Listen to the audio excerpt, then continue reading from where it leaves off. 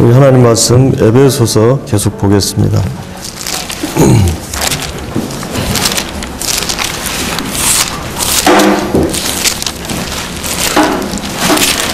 에베소서 2장 에베소서 2장 1절로 5절까지 함께 읽겠습니다. 시작.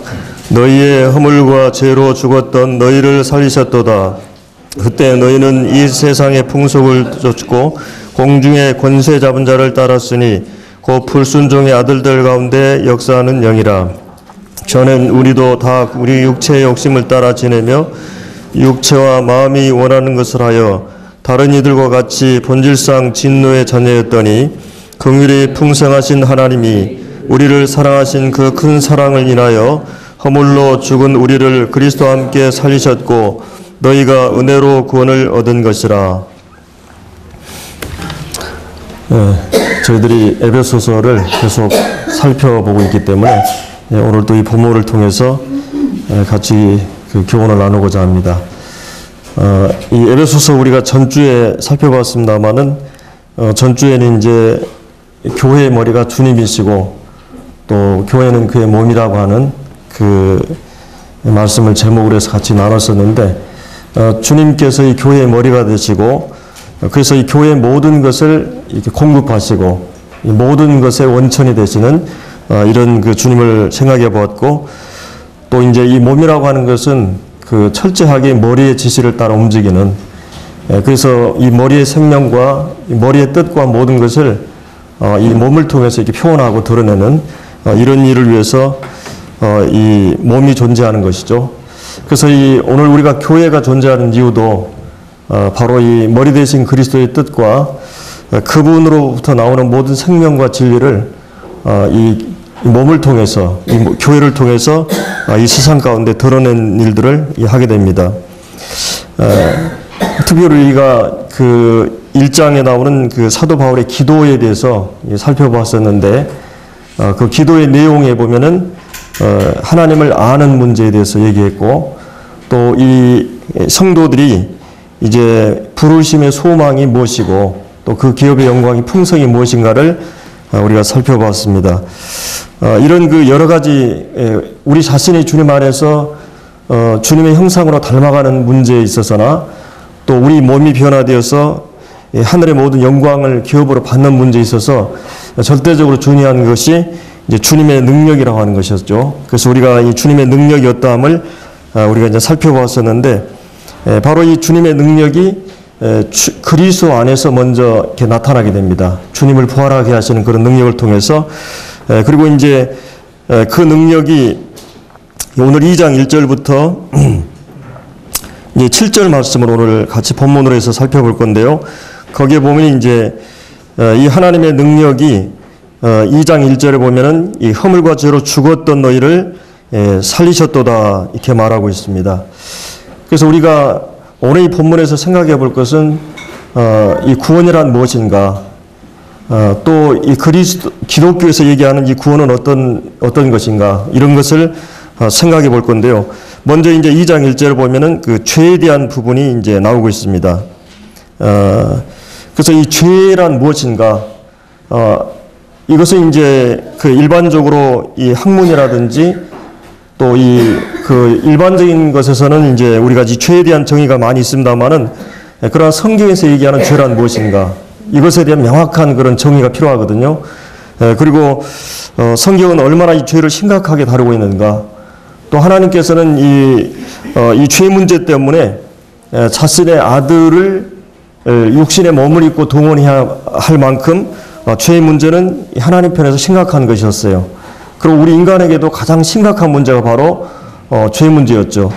그래서 이제 이 죄란 무엇인가, 이 교리를, 이 진리를 확실하게 파악하지 못하면 예수님이 왜 성육신을 하셨는가, 왜 인간의 몸을 입으셨는가에 대한 이해를 할 수가 없고 또 십자가의 어떤 그 뜻을, 십자가는 왜 주님이 지셔야만 했는가를 알 수가 없습니다. 또 이 세상이 왜 이렇게 돌아가고 있는가, 세상의 어떤 정체나 이런 것을 알 수가 없습니다. 사실은 이 죄에 대한 이 교리를 이해하지 못하면 구원에 대한 진리를 확실하게 이해할 수 없습니다. 그래서 오늘 이 본문에서는 이 죄가 얼마나 심각한 거고 죄의 깊이가 어떠한가, 죄의 깊이를 깨달을수록 또 이 구원의 어떤 영광이나 위대함을 더 분명하게 알 수가 있습니다. 그래서 오늘 이 본문에서는 특별히 두 가지 많은 그 경우에 실패하는데 죄가 얼마나 심각한 문제인가, 죄의 깊이를 이해하고 더 나아가서는 이 구원의 영광, 구원의 위대함이 어떠한 것을 우리가 이 본문에서 이제 우리가 찾아볼 수가 있게 됩니다. 이 사도 바울은 이제 이 본문 말씀 속에서 성도들에게 구원의 그 영광의 위대함을 보여주고 싶어서 이제 에베소 성도들에게 이 편지를 쓰고 있습니다. 그러니까 이 편지를 받고 있는 사람들은 이미 구원받은 성도들에게 하고 있어요. 마치 여러분들이 어떤 과정을 통해서 잉태하고 탄생하고 여러분들이 오늘의 이르기까지를 만약에 그것을 정확하게 이제 설명할 수 있다면, 근데 이제 우리의 구원의 과정을 설명하고 있는 거죠. 우리가 어떤 상태에 있었는데 우리가 어떤 과정을 통해서 구원받았다. 이 부분은 이제 오늘 본문에서 말해주고 있습니다. 그래서 이미 구원받은 자이지만 구원의 크기와 위대함과 장엄함을 붙잡기를 원했기 때문에, 그리고 일반적으로 우리 성도들이 많은 삶의 시험과 또 어떤 난관에 빠지기 쉬운 세상에 살고 있기 때문에 그 하나님의 능력의 크심이 어떤 것을 우리가 깨닫고 또 죄의 깊이를 파악하게 되면 이 하나님 되심에 대해서 더욱 우리가 바른 그런 신앙을 갖게 됩니다. 사도 바울은 이 옥중에서 이 에베소 성도를 위해서 어떻게 돕고 있느냐면, 먼저는 기도로 그의 사역을 하고 있습니다. 그가 그들과 함께하지 않기 때문에 에베소 성도를 도울 수 없는 것이 아니라 그런 기도로 하나님의 보좌와 하나님의 움직이심으로 이 교회를 돕고 있고, 그 다음에 이 편지를 통해서 이 가르침을 통해서 그들을 돕고 있는 거죠. 그래서 이제 오늘은 우리가 구원받기 전에 어떤 상태에 있는가를 오늘 이 본문에서 한번 살펴보도록 하겠습니다. 자, 우리 여기서 먼저 이 죽었던 너희를, 이런 말씀이 있습니다. 죽었다는 말이 나오고 있죠. 이것처럼 이제 이 강렬한 그런 그 표현은 없습니다. 이것은 우리가 죽어간다 이런 말이 아닙니다. 또 우리가 죽을 수밖에 없는, 우리가 기도 가운데 보면 우리 형제들이 가끔 죽을 수밖에 없는 우리를, 죽을 수밖에 없는 게 아니라 이미 죽었다고 얘기 표현하고 있죠. 이게 부정과거 시제거든요. 이미 죽은 상태를 얘기해요. 전혀 생명이 없는 이 상태를 말하는 것입니다. 자, 우리는 그 죽어 있었다고 이렇게 표현하고 있죠. 그러면 성경에서 얘기하는 생명은 어떤 것을 말하는가? 성경에서 생명은 언제나 하나님과의 관계 차원입니다. 그러니까 하나님과 관계가 분리되었을 때 죽었다고 성경은 말하고 있죠. 그래서 성경에 보면 너희가 살았으나 죽었다. 이 탕자가 돌아왔을 때 죽었던 자가 이제 살아왔다는 말을 하고 있고, 죽은 자 같으나 죽은 자들은 죽은 자들이 장사하라. 주님이 그런 표현을 하셨는데 이것은 영적인 죽음을 말하는 거죠. 그래서 요한복음 17장에 보면은 이 생명이라고 하는 것은 하나님을 알게 되는 것입니다. 하나님과 관계가 정상적인 관계고, 그 관계를 통해서 하나님이 어떤 분인 것을 알게 되는 거죠. 그래서 하나님을 모르는 사람은 죽어 있는 것입니다. 내가 하나님과 정상적인 관계가 없는 사람은 죽어 있는 것이죠.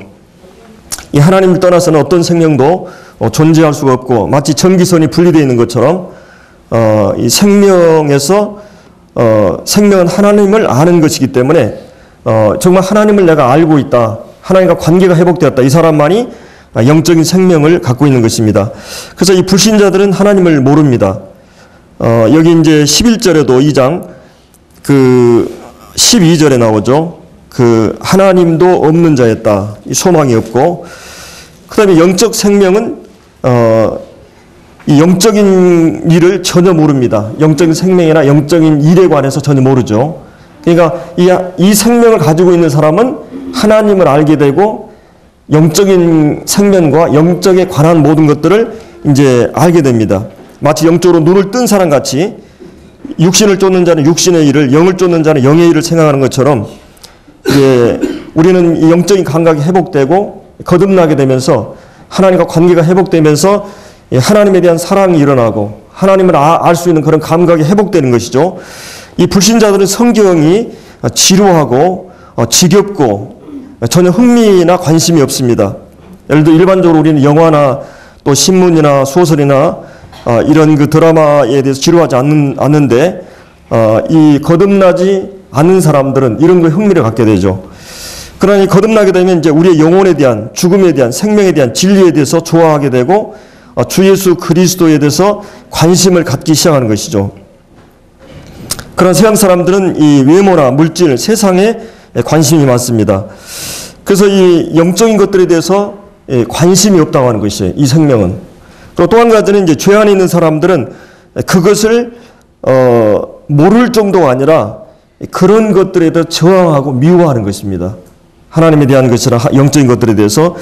그리고 이제 그런 것이 자신을 정죄한다고 생각하기 때문에 하나님이 존재한다든지 그렇게 되면 내 양심이 송사를 받게 되고 정죄를 받기 때문에 그래서 육신의 생각 하나님과 원수가 되고 하나님의 법에 굴복할 수 없는 그리고 불신자들은 하나님을 좋아하지 않을 뿐만 아니라 하나님의 생명을 함께 나눌 수가 없는 그들은 철저하게 영적으로 부패하고 썩어 있는 하나님은 거룩함으로 하나님을 좋아할 수 없게 되는 것이죠.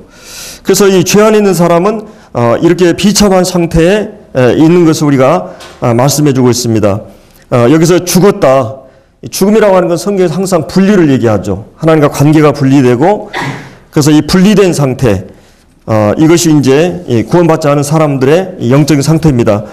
그러면 여기서 죽었다고 했는데 그것은 이제 2절, 3절에서 이것이 그 육체적인 그런 죽음이 아니라 영적인 죽음의 상태를 설명해 주고 있어요. 2절에 보면 그때 그러니까 죄와 허물로 죽었던 거듭나기 전에 우리의 상태를 세 가지를 이제 쫓게 되는 것입니다. 첫째로 이제 세상 풍속을 또 쫓고 그래서 이제 이 성경에서는 이 세상이라고 하는 것을 그냥 이 물리적인 그런 세상을 뭐 강이나 산이나 우주나 만물 이런 코스모스 그냥 이런 하나님이 창조한 이 세상을 얘기할 때가 있어요.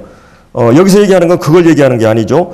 또 어떤 경우는 그 주님이 세상을 사랑했다고 표현하죠. 요한복음 3장 16절에 그런 경우는 하나님께서 모든 인류를 얘기합니다. 모든 사람을 사랑했다 이렇게 표현하고 있죠. 그러니까 여기서 얘기하는 이 세상이라고 하는 것은 이것은 그 하나님의 통치를 벗어난 그런 영역을 말해요. 이게 사단이 통치하고 어둠의 권세고 그 다음에 이것은 하나님을 저항하는 경향이나 세력, 이 세속적인 그런 성향 이것이 이제 여기서 얘기하는 세상입니다. 그러니까 세상의 어떤 정신이나 세상의 어떤 사상이나 가치가 지배하는 그런 세상의 풍속을 우리는 따라갔어요. 왜냐하면 우리 안에 이런 하나님의 생명이 있기 때문에 물고기가 생명이 있을 때 물줄기를 거슬러 올라가는데 우리는 그 죽어 있기 때문에 이 세상의 풍속을 그대로 따라가는 것입니다. 세상 풍속을 쫓는 상태에 있었고, 그 다음에 이제 두 번째는 이 공중 권세 잡은 자. 이게 이제 사단이죠. 이 공중 권세 잡은 자를 말하고 있어요. 그래서 이제 이 공중 권세 잡은 자는 이 어둠의 주관자입니다. 여기 에베소서 6장에서도 이 세상의 주관자라고 말해요. 또 이 악한 자 안에 처해 있다, 세상은. 그리고 이제 세상 신이라고 그러죠. 세상 신이 사람들의 마음을 혼미케 해서. 그래서 이 공중 권세 잡은 자. 여기서 이 공중 권세 잡은 자란 말은 이 어둠의 권세자라는 것입니다. 성경은 항상 어둠을 얘기할 때 하나님을 모르는 상태를 어둠이라고 그래요. 하나님도 모르고 사실은 사람들은 자기도 모릅니다. 그리고 세상의 정체도 몰라요.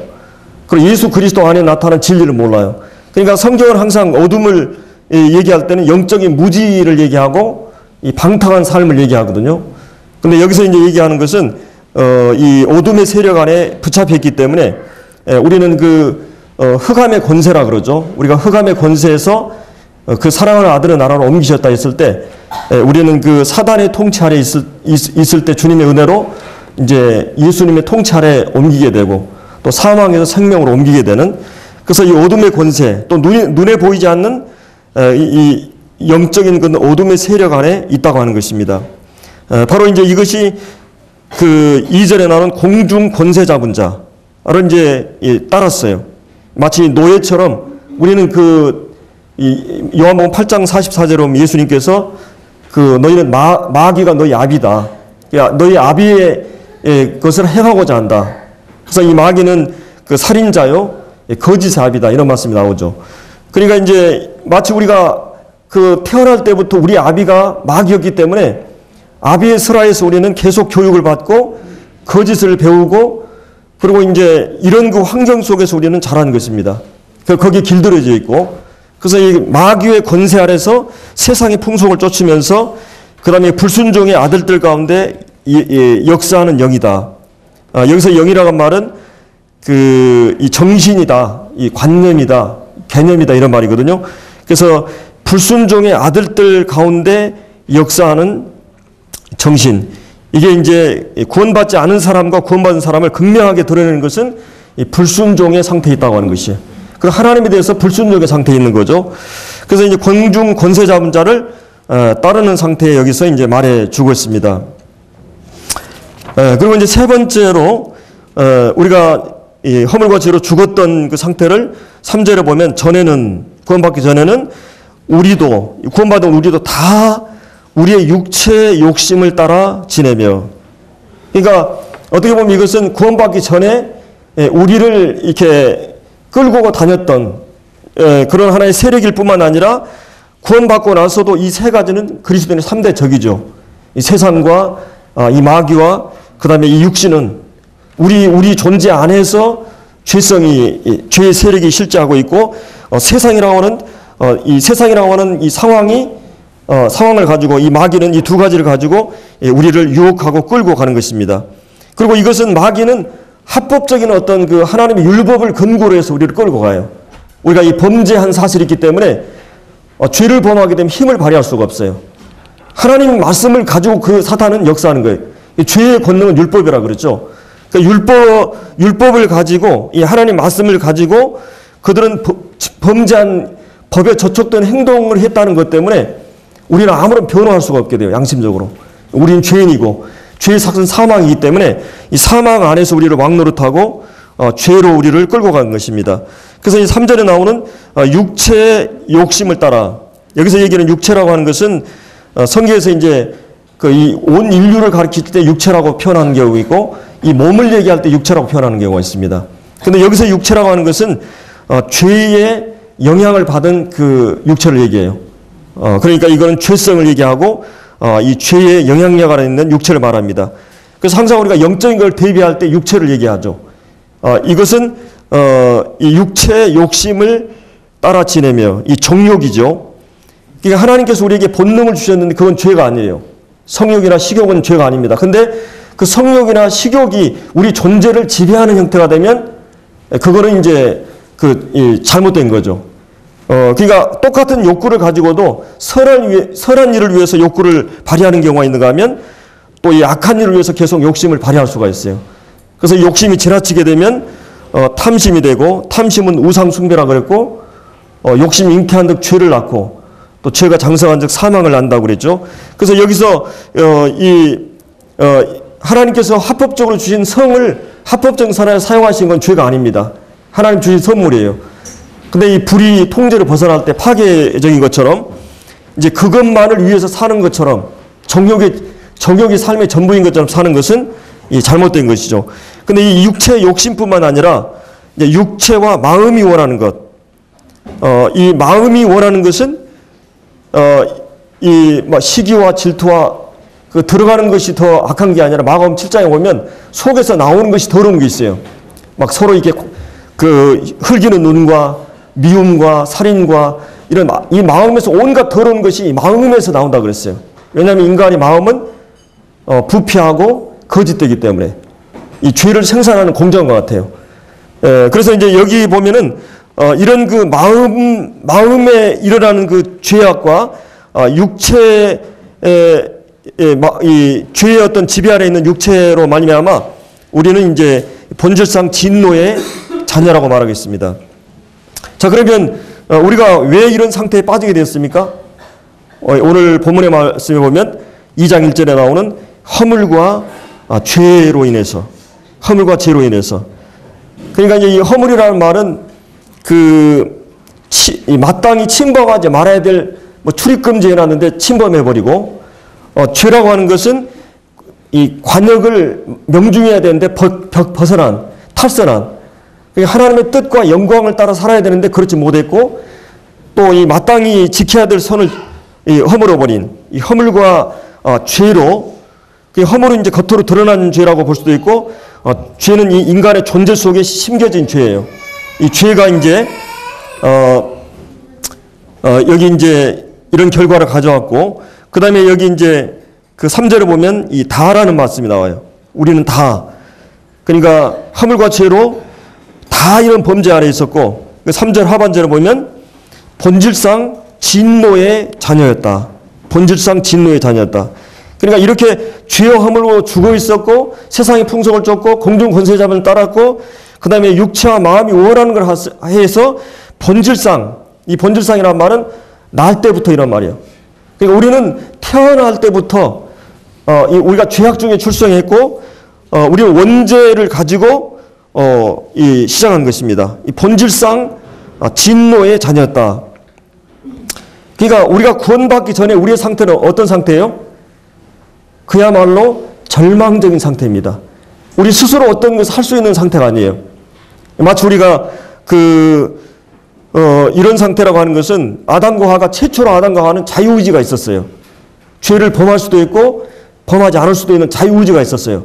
그러나 만약에 늪 속에 빠지는 것은 자유의지를 행사할 수 있지만, 늪에 빠지게 되면 의지를 행사할 수 없게 되는 거예요.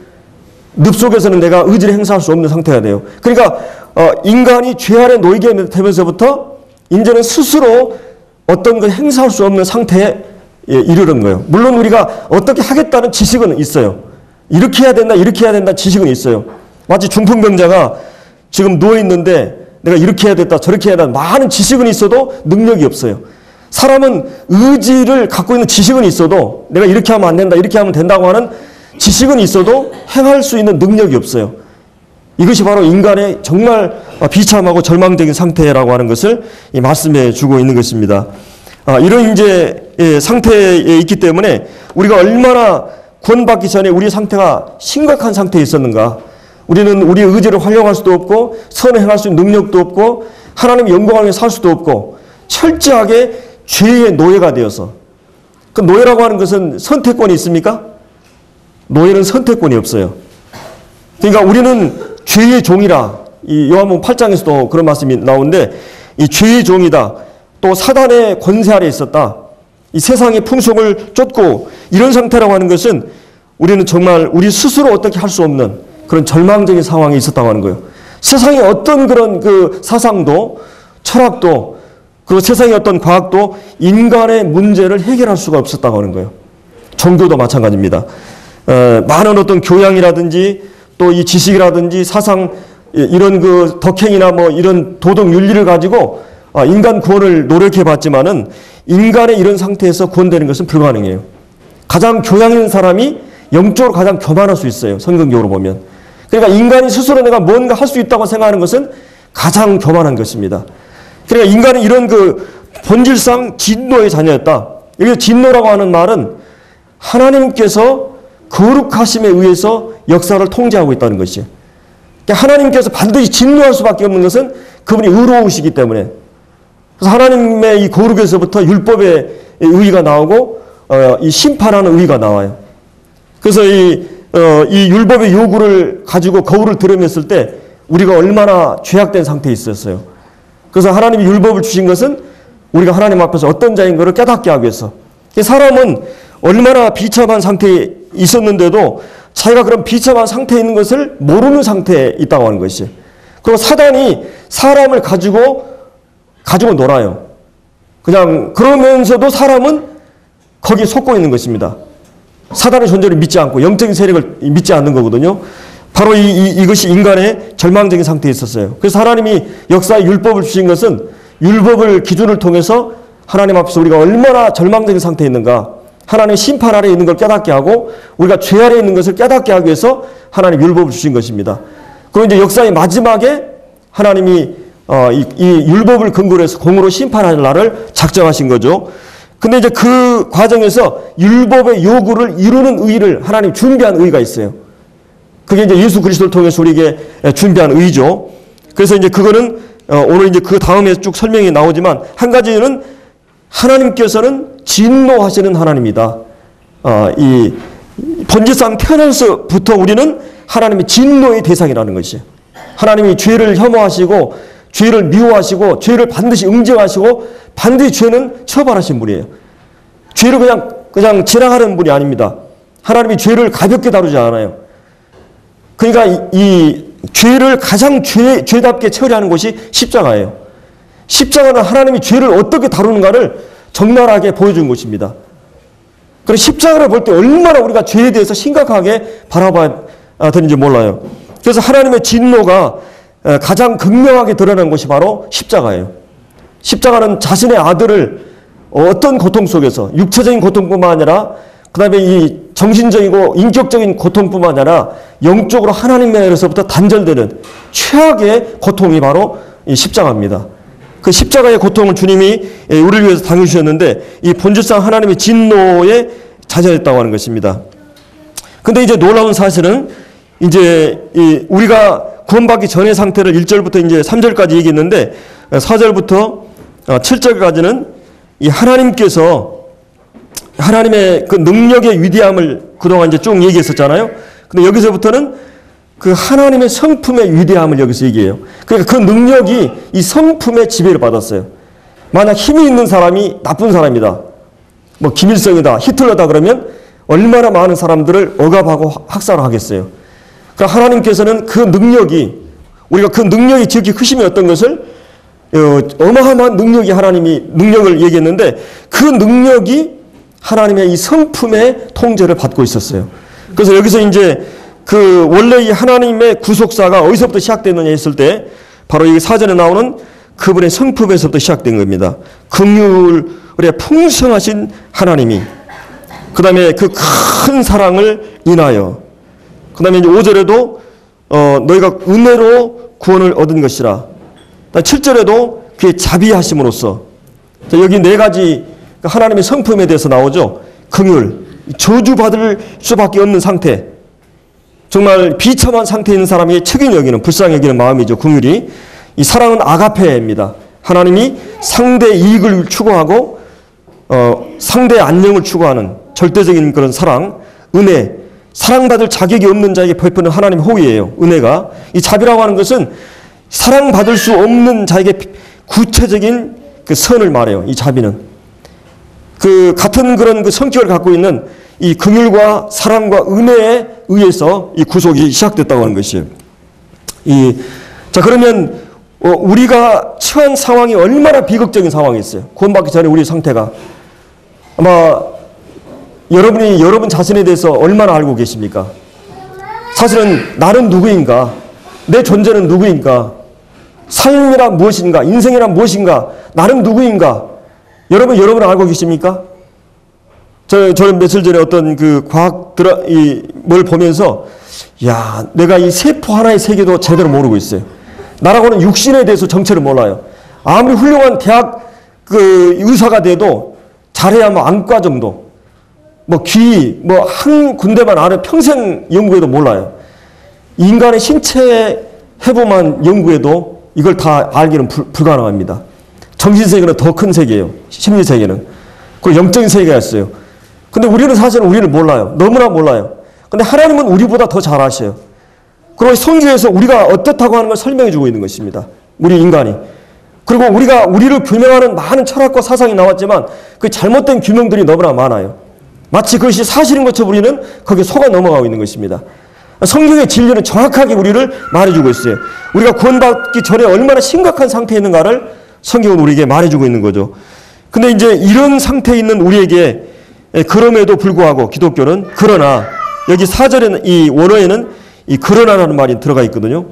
그러나 이제 전에는 땅에 속한 이 마귀에 속한 세상에 속한 그런 이 우리의 신분을 얘기해 줬는데 이제는 4절부터 7절까지는 이 하늘에 속한 우리 인생의 모습을 보여주고 있는 것입니다. 자, 이런 우리에게 이런 비참한 상황에 있는 우리에게 하나님께서는 우리의 그런 상태를 바라보시고 긍휼히 여기신 것입니다. 불쌍히 여기신 것입니다. 그분의 그런 작동할 수밖에 없는 그분의 성품 때문에 우리를 바라보시는 그분이 이제 우리를 긍휼히 여기신 거예요. 이런 긍휼에 의해서 긍휼에 풍성하신 하나님이 우리에게 이 국문을 베푸신 것입니다. 이 복음이란 무엇인가? 하나님이 무엇인가 우리를 위해서 하셨다는 말입니다. 이것은 내 의지나 내가 전혀 개입하지 않고 나는 전혀 거기에 생각하지도 않은 상태에서 하나님께서 우리 인류를 바라보시면서 그 일들을 시작하셨어요. 이 복음이란 우리 밖에서 들어온 하나님이 개입하고 간섭하신, 그래서 인간 전체를 바라보시면서 이 세상을 바라보시면서 이 긍휼히 여기는 이 그리스도의 이 메시지의 원천은 바로 이 긍휼에 풍성하신 하나님에 의해서 시작된 것이라고 하는 것입니다. 그리고 그 큰 사랑을 인하여, 이 어마어마한 그 사랑을 인하여 이 구속이 이루어진 것을 볼 수 있습니다. 마치 이것은 나사로가 죽어있는 시체와 같이 중풍병자가 아무 움직일 수 없는, 스스로 아무것도 할 수 없는 이런 그 노예 같은 비참한 상태에 있는 우리들이었어요. 영적으로. 그런 우리에게 주님이 역사를 시작하신 것입니다. 거기 이제 이 모든 것이 어떻게 일어나느냐, 거기 이제 5절에 설명해 주고 있죠. 허물로 죽은 우리를 그리스도와 함께 살리셨고, 여기서 이제 중요한 말씀은 그리스도께서 우리를 대신해서 죽였다는 말이 있죠. 이 대신해서 죽었다는 말은 내가 거기에 동참하지 않았어요. 예수님이 내 죄를 대신해서 죽었어요. 그럼 여기 함께라고 하는 말은 예수님이 죽으실 때 우리도 거기에 함께 그 안에 있었다고 하는 것이에요. 하나님 편에서 그렇게 간주하시는 것입니다. 그러니까 여기서 이제 우리가 이 모든 것이 어떻게 일어났냐 했을 때 바로 아담의 대표성의 원리와 그리스도의 대표성의 원리가 있어요. 여러분들이 가끔 무슨 도박하면 줄 잘 서는 거 있잖아요. 누구의 머리가 줄 잘 서느냐에 따라서 승패가 갈려지는 것처럼 첫째 아담 안에 있느냐, 둘째 아담 안에 있느냐, 그리스도 안에 있느냐, 그리스도 밖에 있느냐는 어마어마한 것입니다. 근데 거듭난 성도들은 이제 그리스도 안에 속한 자들이에요. 그래서 마치 우리나라가 일본하고 축구할 때 우리가 이기면 이 대표성의 원리를 가지고 선수들이 나가서 이기면 우리 전 국민이 이기는 것이에요. 우리가 지면 다 지는 것입니다.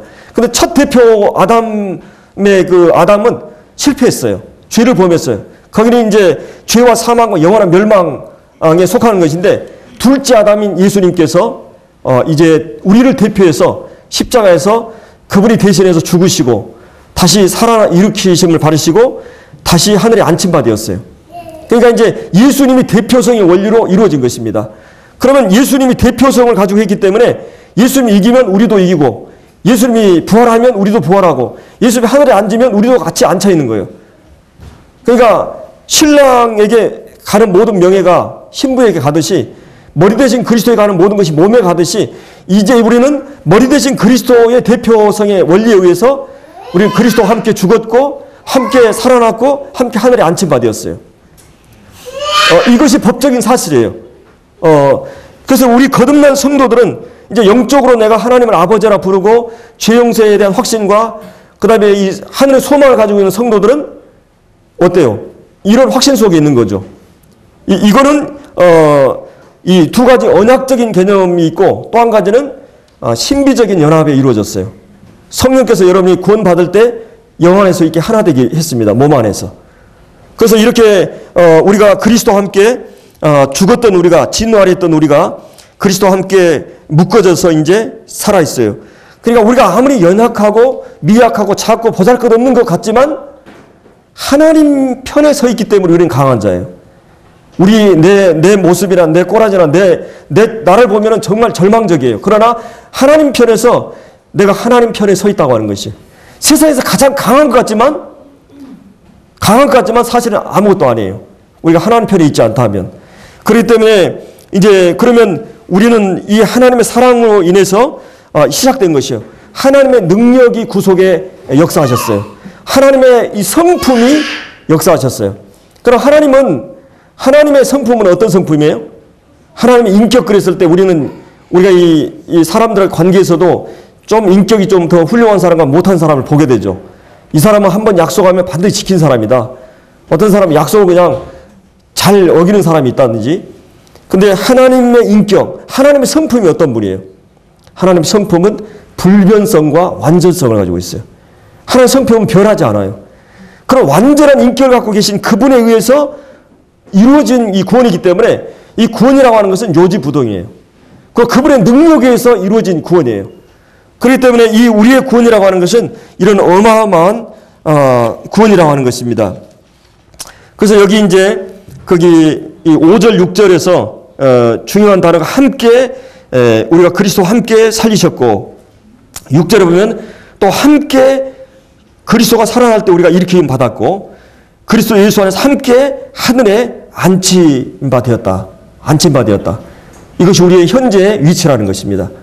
그래서 여기서 이제 그리스도와 함께 우리가 일으킴을 받았다는 말은 이 그리스도인은 정의상 더 이상 죽지 않는다는 말입니다. 죽지 않는다는 말이에요. 그리고 이제 무덤에 있지 않다고 하는 말입니다. 우리는 이제 사망에서 생명으로 옮겨진 자들, 흑암의 권세에서 사랑의 나라로 옮겨진 자, 그리스도 예수 안에 있는 자는 뭐예요? 결코 정죄하지 않는 영토에 들어가 있어요. 이거 여러분 믿어지세요? 절대로 정죄함이 없다. 앞으로 내 인생의 심판은 죄에 대한, 죄의 형벌에 대한 심판은 없다. 그리고 이 지옥에 대한 이 형벌은 없다. 이거 그리스도 예수 안에 있는 자예요. 그리스도 안에 새로운 피조물이 되었어요. 그러니까 이것은 기독교의 구속이라고 하는 것은 어떤 단순히 내가 의지가 개선되고 지식이 좀 더 추가되고 이런 차원이 아니고 존재가 살아났다는 말입니다. 이게 허물과 죄로 죽었던 너희가 살아났다는 말이에요. 여러분이 혹시 이성적으로 처녀총각 때 여러분이 사랑의 눈을 떴을 때 여러분 존재는 전혀 달라졌어요.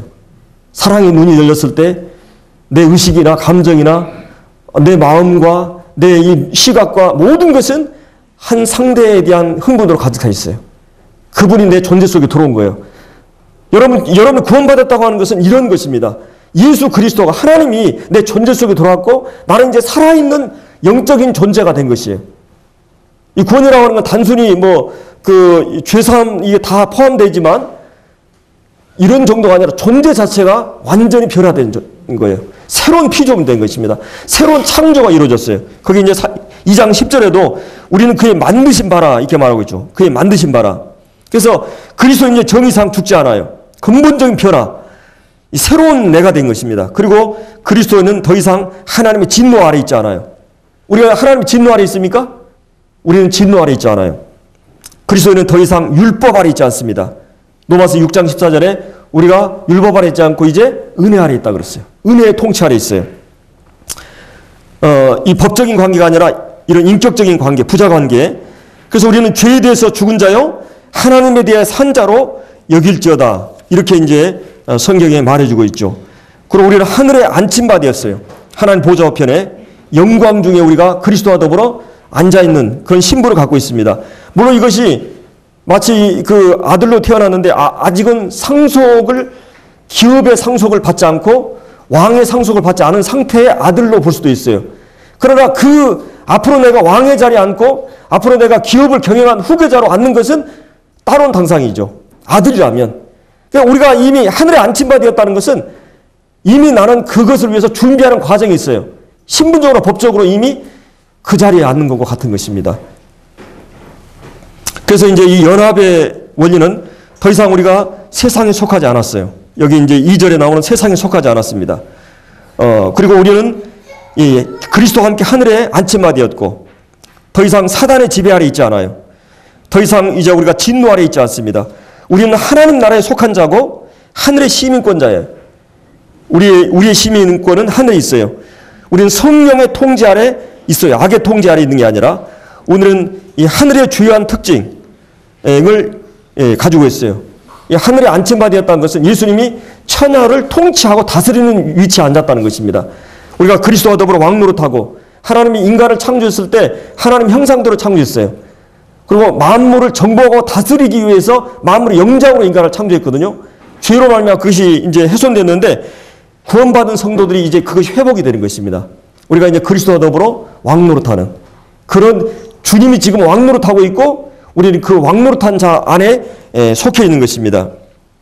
이제 하나님을 알고 교제하는 하늘에 안침받은 이런 영광스러운 존재들이 된 것입니다. 그래서 우리가 이 은혜의 풍성함을 여기 이제 그러면 여기 7절에 이는 우리를 이렇게 하나님 그리스도를 묶어가지고 그리스도와 함께 죽고 그리스도와 함께 살고 그리스도 하늘에 안침바 되었는데 이 놀라운 구속의 과정을 설명하고 있죠. 근데 이제 7절에 보면 이는 그리스도 예수 안에서 우리에게 자비하심으로써 그 은혜의 지극히 풍성함을 오는 여러 세대에 나타내려 하심이니라. 여기 이제 하나님께서 우리를 그 크신 능력으로 우리 큰 능력으로 예수 그리스도를 부활하게 하는 그 능력으로 허물과 죄로 죽었던 우리를 살리셨는데 그리고 이 어마어마한 하나님의 사랑에 의해서 우리를 그리스도와 함께 살리시 하늘에 안침받았는데 왜 그렇게 하셨는가? 여기 이제 7절에 보면 그리스도 예수 안에서 우리에게 자비하심으로써 그 은혜의 지극히 풍성함을 오는 세대에 나타내게 하기 위해서.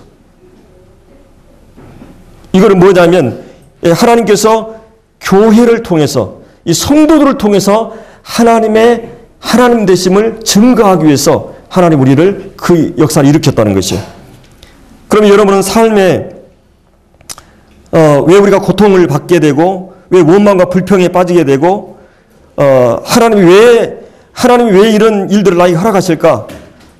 이 바르게 대처하는 법은 하나님의 목적 속에 나를 바라보는 것입니다. 그리고 우리가 어떤 존재인가 객관적으로 나를 파악해보는 것이죠. 사도 바울은 지금 그 작업을 한 거죠. 내가 구원받기 전과 후를 쭉 얘기해 주고 있습니다. 이 모든 목적은 무엇 때문인가?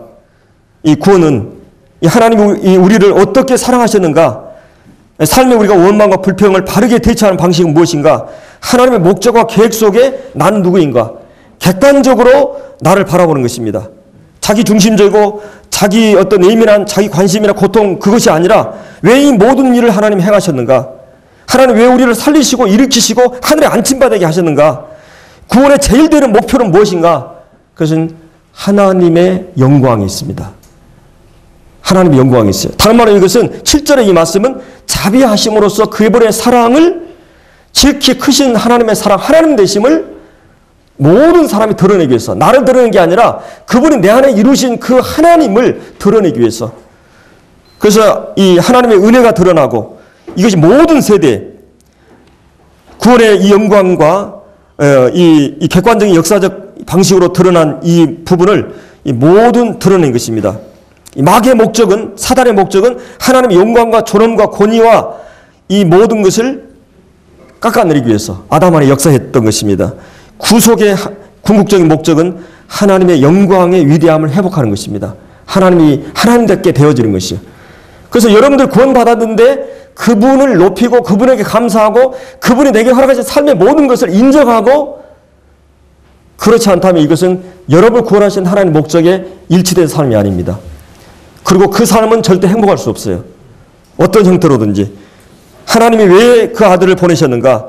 하나님 자신을 변호하기 위해서, 하나님의 진리를 변호하기 위해서, 하나님의 성품을 변호하기 위해서, 하나님 거룩하고 의로우시고 하나님 긍휼과 사랑이 풍성하신 분인 것을 하나님 자신을 모든 사람이 변증하기 위해서 십자가를 세우셨어요. 그렇기 때문에 이 구속은 궁극적으로 내가 그 구원의 은혜 안에 들어간 사람은 그 하나님을 찬양하고 영광을 돌려야 돼요. 그래서 왜 하나님께서 타락을 허락하셨는가? 왜 인간의 죄에 빠지도록 허락하셨는가?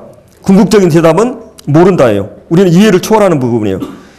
한 가지 분명한 그 구속을 통해서 자기의 거룩하심과 존재와 본질과 성품과 속성을 모든 사람들 속에 드러내기 위해서 더 깊은 죄를 통해서 더 큰 영광을 드러내기 위해서 하나님이 이를 허락하셨다고 하는 것입니다.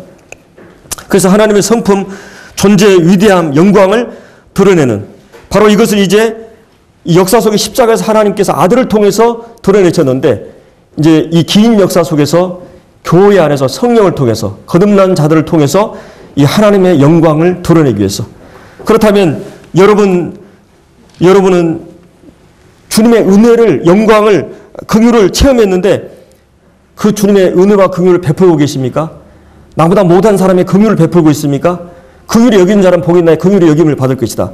그리고 여러분 은혜를 베풀고 있습니까? 이 성경에 보면은 서인서마다 바울이 은혜와 은혜와 평강이 넘치기를 기도합니다. 여러분 다른 사람에게 은혜를 계속 베풀고 있습니까? 내가 받은 은혜를, 내가 받은 용서를 그 주님의 이 사랑을 나타내고 있습니까? 그러니까 내가 영적으로 거듭나고 구속을, 은혜를 체험하고 주님을 닮아가는 과정에서 그 깊이가 더해지고 수준이 높아진다고 하는 것은 그분의 성품을, 인격을 내 존재를 통해서 드러내는 것입니다. 그렇지 않다면 여러분 주님 잘못 배운 거예요. 여러분의 주님의 인격이, 성품이 여러분의 가까이 있는 사람에게 드러나고 있어요? 그럼 여러분 주님 잘못 배운 거예요. 여러분의 가까이 갔는데 그런 긍휼이, 은혜가, 사랑이, 자비가 경험되지 않는다. 그럼 여러분 주님은 뭘 배운 거예요? 심각한 문제입니다. 이것은 정말 내가 주님의 인격을, 주님이 나를 위해서 하신 그 성품 때문에, 하신 일 때문에 구원받고 지금까지 왔다면 여러분이 만나는 사람에게 용서가 있고 따뜻함이 있고 그런 주님의 성품이 나타나고 있어요? 그렇지 않다면 우리는 주님이 잘못 배운 거라는 것이. 주님을 알면 알수록, 구속의 은혜를 깊이 가면 갈수록, 성찬 예배를 더 깊이 알아갈수록 우리는 주님이 어떤 분인가 알기 때문에 그분의 은혜 아래서 우리는 다른 사람의 은혜를 베풀어요. 물론 우리가 연약하기 때문에 이 자기중심적이고 원래 길들여진 나이기 때문에 그 갈등과 싸움은 계속돼요. 넘어지기도 하고 더 많이 넘어지기도 하고. 그런 어린아이들이 걷기 위해서 1500번 넘어지지만 걷기 시작할 때보다 넘어짐이 부족해요. 이제 더 적어져요. 어떤 자전거를 탈 때 처음에는 많이 넘어지지만 그 궤도에 오르면 그건 실수를 더 적어져요. 어떤 궤도에 계속 우리가 이르게 되면, 터득하게 되면 실수는 더 줄어드는 것입니다. 내 인격은 어떤 인격인가? 주님이 여기서 오늘 우리에게 도전하는 것은 지극히 풍성함을, 그 은혜의 지극히 풍성함을 우리 주변에 있는 사람들에게, 우리 가까운 사람들에게 나타내기 위해서 우리를 이렇게 부르셨다고 하는 것이에요. 네, 여기까지 하겠습니다.